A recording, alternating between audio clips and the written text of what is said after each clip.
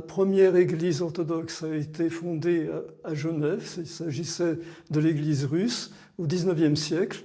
Et ensuite, différentes vagues d'émigration en provenance des pays orthodoxes se sont installées ici. Si bien qu'aujourd'hui, il y a environ une soixantaine de paroisses avec en tout 150 000 fidèles orthodoxes. L'orthodoxie actuellement en Suisse, naturellement, est minoritaire, mais elle joue un rôle actif, notamment par le centre du patriarcat de Constantinople à Genève, à Chambézy, qui dispose également d'une école théologique supérieure. Et il y a aussi de nombreux étudiants qui sont passés par la faculté catholique à Fribourg. Le coup d'envoi, si on peut dire, de la vénération des saints occidentaux par l'orthodoxie a été faite par l'archevêque Jean Maximovitch. Cet archevêque est parti de Russie après la Révolution avec sa famille et s'est installé d'abord en Yougoslavie, à Belgrade, où il a étudié la théologie. Il a été ensuite consacré évêque et envoyé en Chine, à Shanghai. Après la Seconde Guerre mondiale, il a été nommé en Europe occidentale et c'est un homme donc de sainte vie, d'une grande ascèse, d'une vie de prière intense qui peut être comparée, je dirais, aux évêques des premiers siècles de la chrétienté. Le Seigneur lui a même donné le don des miracles. Et puis, en arrivant à Paris en 1950, il a pris conscience que ces terres d'Occident étaient des terres chrétiennes qui partageaient la même foi que nous, orthodoxes, au XXe siècle. Et en arrivant à Paris, il est allé directement à la basilique Saint-Denis pour prier Saint-Denis, l'évêque de Paris. Ensuite, en 1953, il a dressé une première liste des saints occidentaux qu'il convenait de vénérer dans l'orthodoxie russe de la diaspora. Et parmi tous ces saints, il y a 4 saints de terre d'Helvétie. Alors, il s'agit d'abord de Sainte Clotilde, la reine des Francs, l'épouse de Clovis, qui est née à Genève, fait qui est peu connu. Ensuite, il y avait Saint Gall, le protecteur de la ville de Saint-Gall.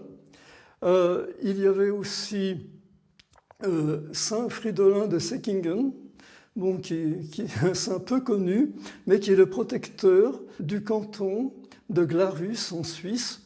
Et sur le blason du canton de Glarus, il est représenté, c'est même le seul personnage qui est représenté parmi tous les blasons des cantons suisses. Ensuite, il y a aussi Saint Colomban de Luxeuil, qui est passé en Suisse et qui a créé des établissements monastiques. Ce qui est intéressant, c'est que cette vénération qui au départ était limitée, si vous voulez, à l'église russe de la diaspora, s'est étendue récemment à toute l'église russe. Si bien qu'actuellement, ces saints figurent dans le calendrier de l'église orthodoxe russe. Et comme vous le savez, les saints sont commémorés à la fin de la liturgie, si bien qu'on peut dire que dans un village russe qui n'est pas sur la carte, le prêtre mentionne par exemple Saint Gall le jour de sa fête.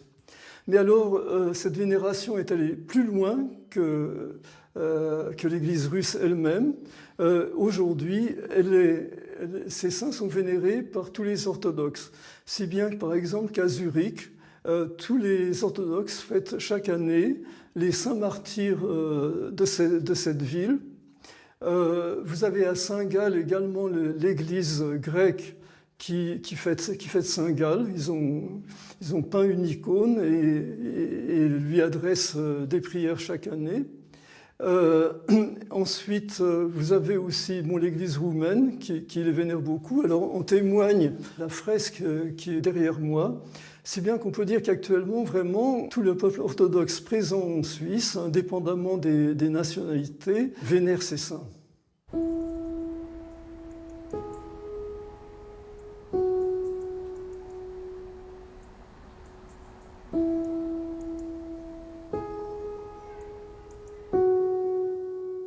La Suisse a connu plusieurs évangélisations.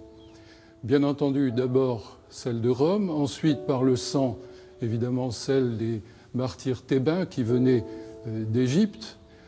Ensuite, il y a eu les Irlandais, Saint Colomban et Saint Gall. Mais il y a eu ensuite, avec les différentes migrations, en particulier au XIXe siècle et au XXe siècle, les Grecs, les Russes, les Serbes, les Roumains. Nous sommes dans le cloître de l'abbaye de Saint-Maurice. Au départ, c'était un lieu de pèlerinage païen. Et grâce aux martyrs de la Légion thébaine à quelques kilomètres d'ici, c'est devenu un centre monastique chrétien qui est le plus ancien d'Europe, puisqu'il existe depuis plus de 1500 ans. En 303, une légion de légionnaires venant de Thèbes en Égypte est entrée sur le territoire helvétique et on leur a demandé, à Martigny en particulier, ce qui s'appelait Octodure à l'époque, de tuer des chrétiens. Or, ces légionnaires étaient chrétiens. Ils ont fait une déclaration que l'on trouve quelquefois, qui est dite déclaration de Saint-Maurice, qui disait « Nous sommes les soldats de l'empereur, nous acceptions d'obéir à l'empereur, mais nous refusons de tuer nos frères chrétiens. » On leur a aussi demandé de sacrifier aux dieux, aux dieux roumains bien entendu, et ils ont refusé. Donc c'est là qu'a commencé ce qu'on a appelé le martyre de la Légion thébaine, où ils ont été décimés, c'est-à-dire qu'on en tué 1 sur 10. Ça n'a produit aucun effet. On a recommencé la décimation, ça n'a toujours produit aucun effet, et Maximien, qui était en charge de la Légion, a décidé de tous les sacrifier. Le lieu où ils ont été sacrifiés est donc ce fameux champ des martyrs. On trouve sur ce champ des martyrs maintenant une chapelle. Dans cette chapelle, il y a la pierre sur laquelle les martyrs ont été sacrifiés. Cette pierre est un petit peu élevée. Autrefois, les gens s'asseyaient sous cette pierre et priaient, et généralement, ils étaient guéris. Nous sommes tes soldats, ô empereur, mais avant tout, serviteurs de Dieu, nous te devons l'obéissance militaire, mais nous lui devons l'innocence. En 515, le roi Sigismond, qui à l'origine était arien, a rejoint l'Église orthodoxe et il a œuvré d'une manière immense pour l'abbaye de Saint-Maurice, puisque c'est lui qui est à l'origine de la construction de l'abbaye. C'est lui qui a institué aussi une coutume qui était une coutume byzantine, ce qu'on appelle la laos perennis, c'est-à-dire la louange perpétuelle, en faisant des équipes de moines qui se relayaient pour prier sans cesse. Ça a duré jusqu'au Xe, XIe siècle et ça a disparu ensuite.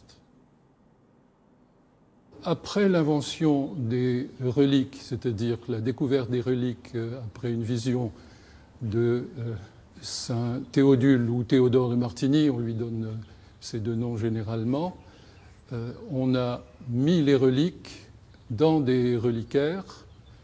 Le roi Sigismond en particulier a beaucoup aidé à mettre en valeur toutes ces reliques et depuis maintenant très longtemps, il y a un trésor, ce qu'on appelle un trésor à l'abbaye de Saint-Maurice, où ces reliques des saints martyrs d'Agone sont installées dans des reliquaires. Il y a des reliques de Saint-Maurice, bien entendu, dans le trésor. Saint-Maurice qui était le chef de la Légion thébaine. Il y a aussi les reliques de Saint Candide qui était son suppléant. Les reliques aussi de Saint Sigismond et de ses enfants. Saint Sigismond a beaucoup doté l'abbaye. Il a été vénéré très très vite par énormément de gens en Europe. Un souverain est venu même à Saint-Maurice et a pris une partie de ses reliques et on trouve le chef, c'est-à-dire la tête de Saint-Sigismond en Tchéquie.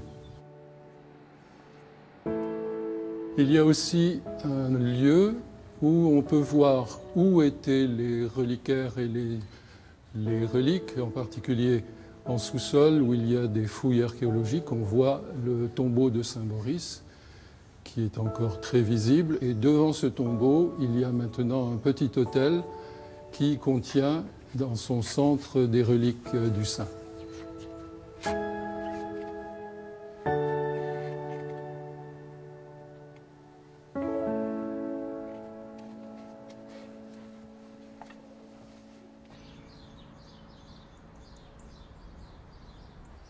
Alors c'est dans cette église, l'église orthodoxe russe Sainte-Barbara de Vevey, qui a été célébrée pour la première fois en 1983 l'office à tous les saints de terre d'Helvétie.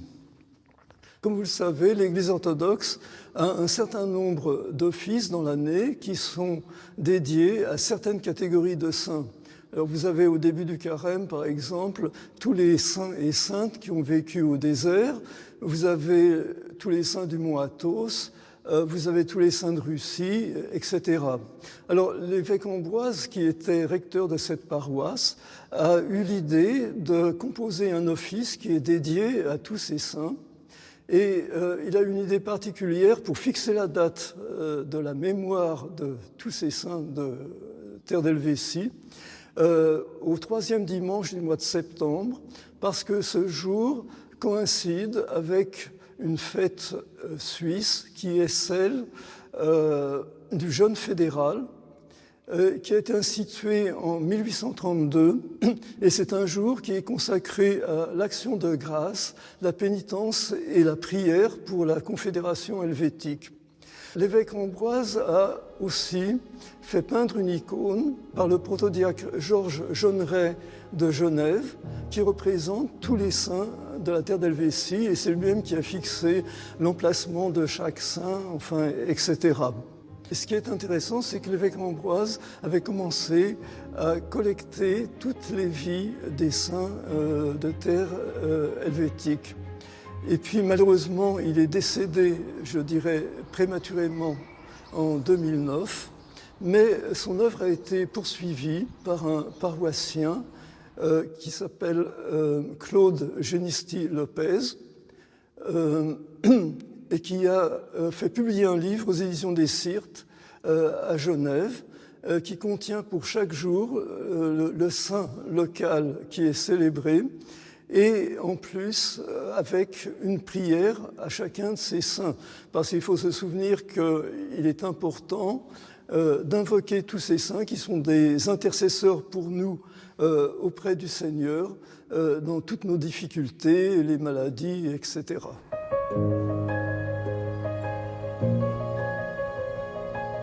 Cette paroisse se trouve à Lausanne. C'est une paroisse orthodoxe d'Occident. Pour différentes raisons canoniques, cette paroisse est inscrite comme paroisse de l'Église serbe, diocèse de Monseigneur André. Et à Lausanne, il y a 2 paroisses de ce diocèse. L'une est serbophone. Elle repose sur la fréquentation de nombreux Serbes qui travaillent à Lausanne. Et la petite paroisse dont je suis maintenant le recteur, qui est la paroisse Saint-Mère et Saint-Grégoire Palamas du XIVe siècle. Saint-Mère, c'est un évêque qui a accompli quelque part la romanisation ou la suite de la romanisation de tout ce territoire. C'est pourquoi nous sommes en Suisse romande. Saint-Mère a fait la première partie de sa vie à Autun.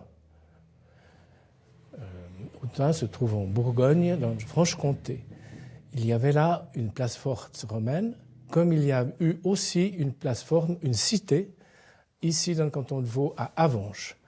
Alors Saint-Mère, comme enfant, était placé auprès de Saint-Germain de Paris à l'âge de 8 ou 10 ans. Ça veut dire qu'il est resté plus de 15 ans au contact de ce saint vénéré en France. Il a été associé à l'autel, puis lorsque les Francs se sont emparés du territoire, ils ont réussi à vassaliser les Burgondes, eh bien, Saint-Mère a été repéré par le roi Gontran un fils de Clotaire Ier. On appelle ce roi le pieux roi Gontran, car il était très soucieux de l'Église. Et il était donc sacré, ayant été repéré par le peuple lui-même à Avenges, vraisemblablement. Puis il a dû transférer son siège à cause de la pression des Alamans au nord de notre canton. En arrivant, sa mère a trouvé déjà dans cette colline de Lausanne une église ancienne dédiée à la Mère de Dieu. On disait Théotokos, exprimé en grec. Mais fort de l'exemple de Germain de Paris, il s'est dévoué pour la population. C'était un saint très aimé, il était très généreux, il était visité à pied. Déjà, les ascètes qui étaient avant lui dans le Jura, il a laissé une chronique que les historiens ont énormément appréciée, car elle est très exacte, sur pratiquement 2 siècles. Il a surtout été un évêque bâtisseur. Cette paroisse a 2 patrons, Saint-Mère d'une part et Saint Grégoire Palamas, par ailleurs, qui est le défenseur des hésychastes au XIVe siècle. Donc Grégoire Palamas, pour nous, c'est une manière de raccrocher en fait à cette glorieuse période sur le plan de la prière intérieure, de la sanctification, de la glorification, de la célébration qui touche vraiment l'homme total, le cœur, l'âme et l'esprit. L'essence même de cette paroisse est de contribuer, même un petit groupe peut contribuer beaucoup, à la réunion de la prière orthodoxe ici en Occident.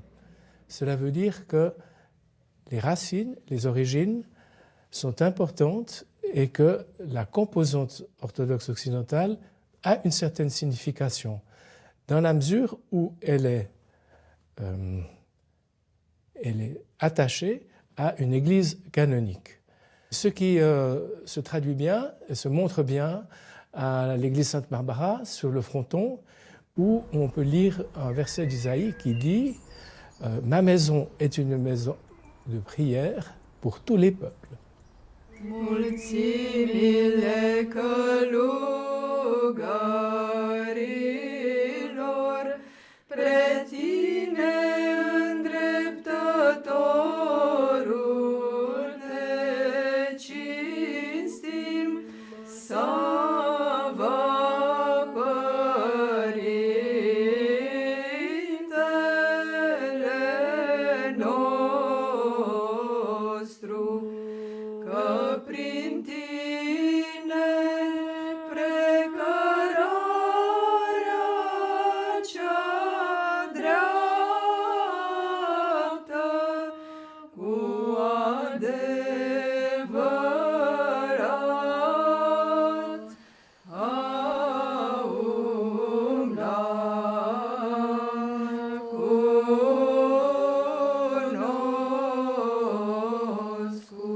Après avoir terminé mes études en 2007, je suis tenue une thèse de doctorat sur l'impuissance du diable qui a été ultérieurement publiée aux Sources chrétiennes. Je suis devenue moniale, appartenant au monastère de la protection de la Mère de Dieu de Limours, au sud de Paris. Et comment je suis arrivée en Suisse, c'est parce que depuis 2009, c'était un désir de la communauté orthodoxe roumaine d'avoir un monastère, parce que le monastère en Occident a un rôle très important dans la transmission de la foi. Et en ce sens, une association a été créée en 2009 qui s'appelle Amis du monastère orthodoxe roumain en Suisse, ayant pour but la recherche d'un lieu pour le monastère. Et c'est ainsi qu'en 2013, donc 4 ans après, Monseigneur Joseph m'a envoyé ici pour commencer la vie de prière et trouver un endroit pour le monastère.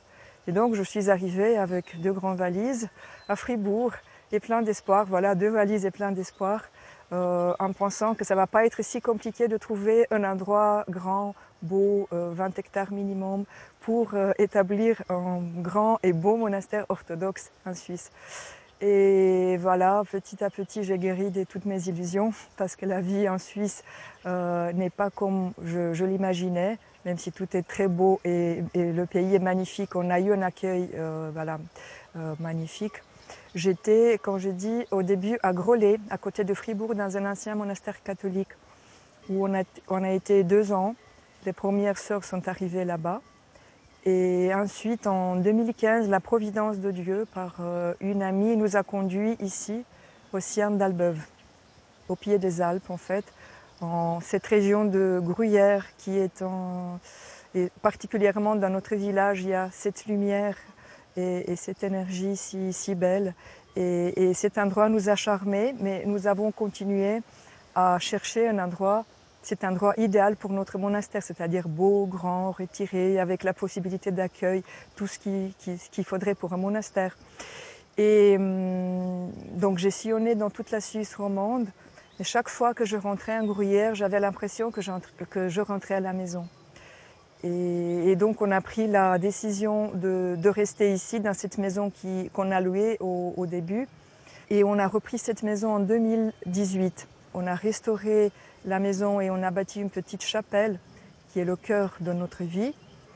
Et j'ai fait, si je puis dire, comme ça, un pacte avec le Seigneur. J'ai dit, Seigneur, si tu veux que ce monastère existe, si tu veux ce monastère, fais quelque chose, montre-nous la voie.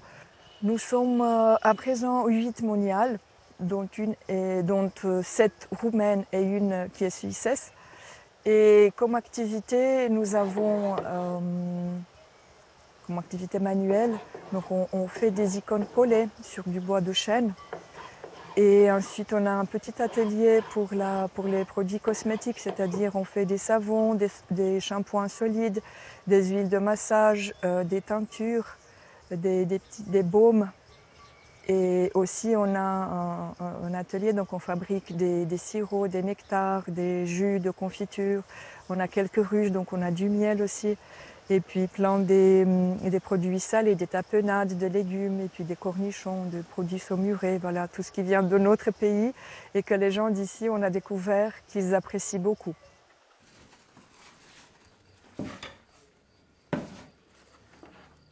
C'est Mère Antonia, notre mère supérieure, qui a nommé, qui doit apprendre à faire savon, qui doit apprendre à faire des boules de bain, etc. Et c'est elle qui nous nomme. Elle voit à quoi nous sommes doués. Et elle nous nomme et on apprend. Seigneur Jésus-Christ, notre Dieu, aie pitié de nous. Seigneur Jésus-Christ, notre Dieu, aie pitié de nous. Seigneur Jésus-Christ, notre Dieu, aie pitié de nous. Seigneur Jésus-Christ, notre Dieu, aie pitié de nous. Seigneur Jésus-Christ, notre Dieu, aie pitié de nous. Seigneur Jésus-Christ, notre Dieu, aie pitié de nous. Seigneur Jésus-Christ, notre Dieu, aie pitié de nous. Seigneur Jésus-Christ, notre Dieu, aie pitié de nous.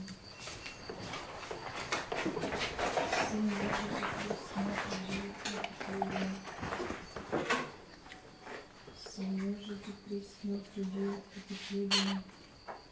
J'ai dit que Saint Maurice est un saint qu'on aime particulièrement parce que c'était un soldat, un guerrier, et il nous inspire avec son courage et sa force, parce que nous aussi nous avons besoin de beaucoup de courage et de force. Tout d'abord dans notre combat spirituel et ensuite avec toutes les démarches qu'on doit entreprendre pour arriver à établir notre monastère ici.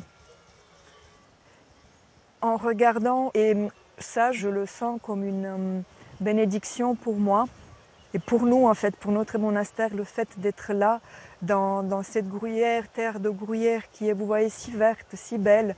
On sent une force et justement, oui, moi je sens que les saints sont avec nous. Tous les saints, non seulement les saints suisses, que Dieu est avec nous. Sa mère est avec nous, qui est la protectrice de cet endroit. Et on compte aussi sur l'aide de ces 200 protecteurs Saint Jean de Shanghai qui a bien connu cette réalité de l'orthodoxie en Occident, et notre saint Étienne le Grand qui était un grand bâtisseur d'églises et de monastères. Donc voilà, les deux, et avec la Mère de Dieu, parce qu'on célèbre le 2 juillet aussi le voile de la Mère de Dieu. Donc on a les trois le 2 juillet, la Mère de Dieu, Saint Étienne le Grand et Saint Jean de Shanghai, et ensuite le 1er octobre, la protection de la Mère de Dieu. Je me sens encore plus reliée à cette stèle d'Helvétie parce qu'ici repose l'une de nos sœurs, la moniale Nectaria, qui est enterrée ici et qui était ma maman en fait. Et depuis son départ vers le Seigneur, je me sens reliée davantage à cette terre, à cette petite chapelle de Cierne et à ce village et à l'Helvétie entière.